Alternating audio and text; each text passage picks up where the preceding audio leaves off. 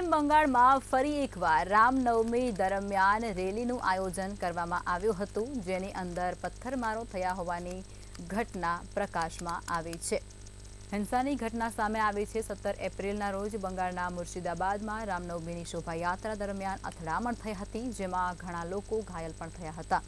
મુર્શિદાબાદના શક્તિપુર વિસ્તારમાં એક સરઘસ પર કથિત રીતે પથ્થરમારો કરવામાં આવ્યો હતો, જેમાં ઓછામાં ઓછા 20 લોકો ઘાયલ થયા હતા.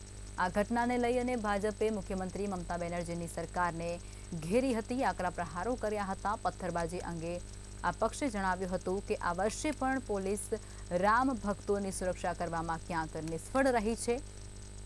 ભાજપે વધુમાં કહ્યું હતું કે ગયા વર્ષે પણ પોલીસ સુરક્ષા પૂરી પાડવામાં નિષ્ફળતાને કારણે દલખોલા, રીસરા અને સેરામપુરામાં સરઘસો પર પથ્થરમારો કરવામાં આવ્યો હતો.